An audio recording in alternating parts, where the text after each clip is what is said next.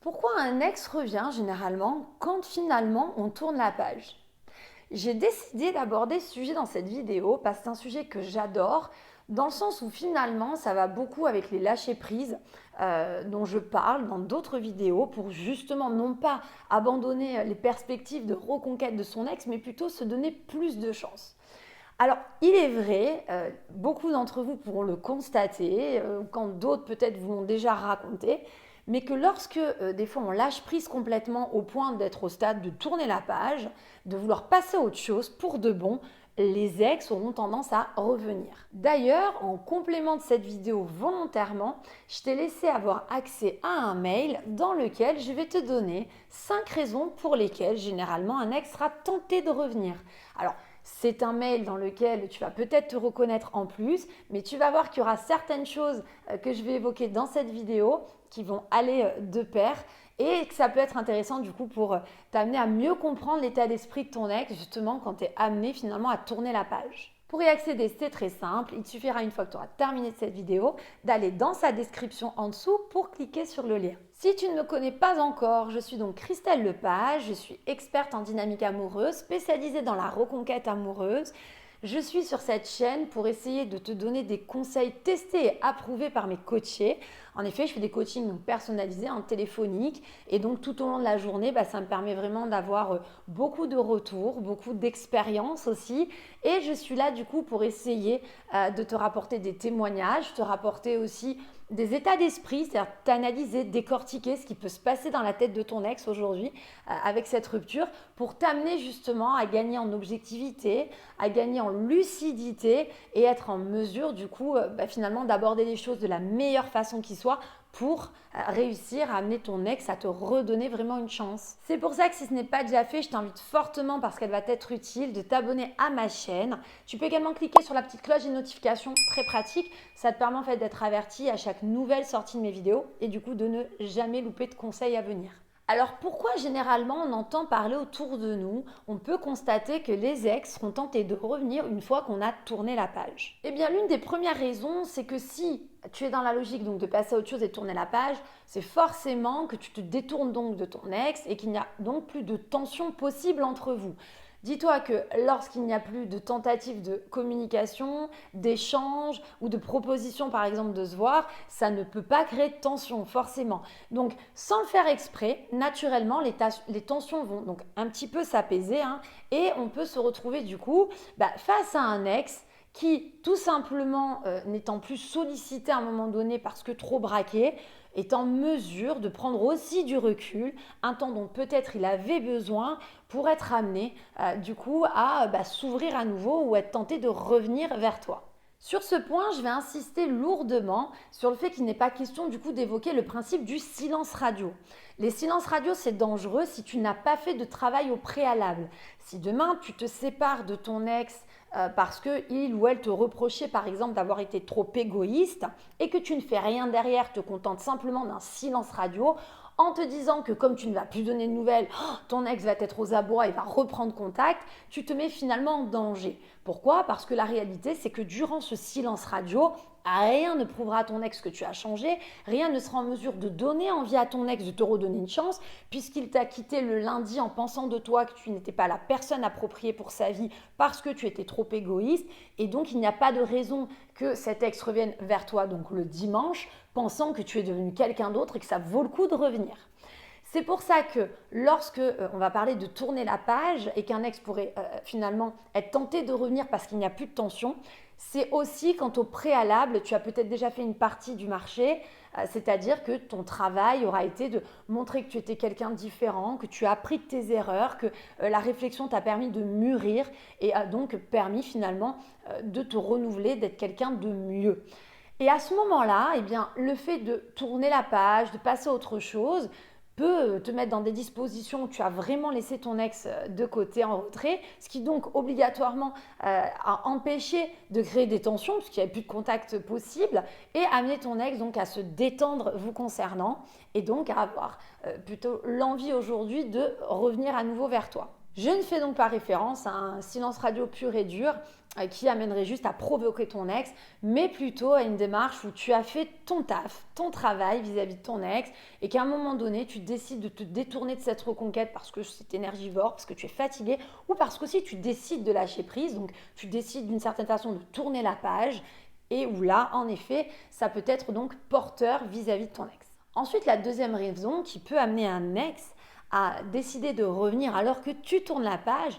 c'est la sensation, l'idée, l'éventualité de finalement pouvoir te perdre définitivement. Là encore, comme mon premier exemple, j'insiste, il n'est pas question du coup de penser que faire peur à son ex immédiatement après la rupture va forcément porter ses fruits. Non, je le répète, si tu n'as pas fait au préalable un travail en amont, tu peux décider finalement de faire peur à ton ex en donnant la sensation que tu es plus jamais en mesure de revenir et que finalement c'est lui ou elle qui va te perdre définitivement et que du coup il ne se passe rien parce que ton ex n'aurait pas envie de changer d'avis te concernant. Donc pourquoi revenir même si tu lui donnes la sensation de vraiment passer à autre chose. Cependant, on peut en effet avoir affaire à quelqu'un qui s'est rendu compte que tu as changé, que tu as évolué, que tu avais mis des choses en place du coup pour te performer, que tu avais mûri depuis la rupture, mais qui ne réussissait pas pour autant, par peur souvent, à s'enclencher en te redonnant une chance. Pourtant, lorsque tu vas te détourner de cette personne, que tu vas sincèrement, j'ai envie de dire, parce que je ne suis pas trop dans la stratégie à faire semblant de faire peur à quelqu'un, je ne trouve pas ça forcément malin, mais parce que comme je l'évoquais tout à l'heure, c'est énergivore, tu es fatigué, tu décides du coup de tourner la page, ton ex va s'apercevoir que peut-être finalement, il va falloir être vraiment sûr de cette rupture parce que visiblement, la personne en plus meilleure que tu es devenue, est en mesure de peut-être refaire sa vie, de partir. Et donc, ton ex est en mesure de se rendre compte que là, son choix sera irrévocable. Ce qui est intéressant dans ce cas-là encore, quand je parle de ne pas faire de la stratégie, il faudrait que ce soit sincère si ça devait arriver, c'est parce que les choses se ressentent. Quelqu'un qui décide vraiment de tourner la page, de décrocher pour aller de l'avant, décide de lâcher sa reconquête amoureuse, c'est une personne qui ne sera pas généralement dans les rapports de force, qui ne va pas provoquer ça. Les choses vont se faire naturellement. Et c'est souvent pour ça que l'ex le ressent d'ailleurs et qu'à ce moment-là, tu vas être crédible. C'est-à-dire que l'ex va ressentir que là, tu ne joues pas.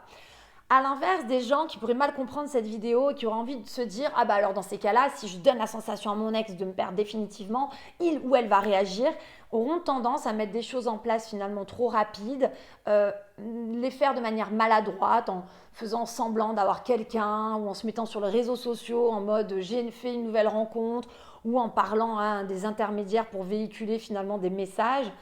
mais qui souvent seront à l'origine plus de tensions que de réactions qui pourraient te faire rêver aujourd'hui, à savoir donc un ex qui aurait peur de te perdre.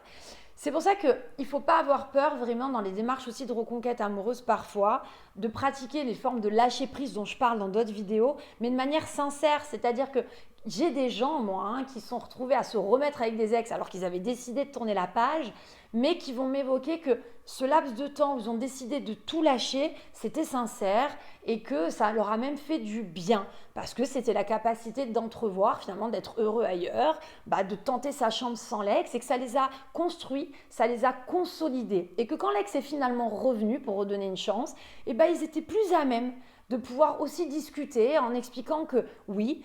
ils étaient aptes à vouloir finalement que l'ex revienne et avec envie que de ça depuis plusieurs mois, mais que là, ces derniers temps, ils étaient en mesure aussi de se rendre compte que finalement, ils pouvaient aussi peut-être tenter leur chance ailleurs et d'apprendre aussi que personne n'est indispensable, c'est compliqué à entendre, mais c'est une réalité, et que à ce moment-là, ok, on se redonne une chance, mais peut-être que même moi aujourd'hui, j'ai aussi des choses à discuter, j'ai aussi un positionnement à prendre dans cette nouvelle relation parce que pour la première fois, j'étais vraiment capable aussi de faire le deuil de nous deux. Donc, même pour ça, ça peut valoir le coup aussi parfois de se dire que si demain, tu es dans cette notion d'avoir envie sincèrement de tourner la page parce que tu es fatigué de la situation, il faut le faire de bon cœur, il faut le faire, c'est-à-dire plus naturellement parce que ce sera en plus porteur pour toi personnellement. Vouloir provoquer ton ex pour lui faire peur de te perdre sans finalement être vraiment prêt à ça, en le faisant de manière finalement tactique, risque au contraire de te mettre dans un sentiment de désarroi si ça ne vient pas fonctionner. C'est ce que je dis souvent dans mes coachings personnalisés. Quand on monte sur un ring, il faut être équipé. Alors, il faut y aller avec les gants et avec le casque. Monter sur un ring pour provoquer quelqu'un et pas être capable d'encaisser un retour qui peut s'avérer négatif, selon les circonstances, peut être finalement encore plus dévastateur. C'est pour ça que vraiment, sur cette notion d'être capable de tourner la page demain et que tant mieux parce que ça n'empêchera pas un ex finalement de revenir, peut-être même ça peut pousser à le faire, eh bien il ne faut pas avoir un côté stratégique ou manipulateur dans cette démarche, mais plutôt quelque chose de salvateur pour toi personnellement. Troisième raison qui peut amener un ex au moment où tu décides finalement de tourner la page, de revenir vers toi. Tout simplement parce que c'est finalement une façon de prouver à ton ex que tes changements étaient sincères et donc s'inscriront dans la durée.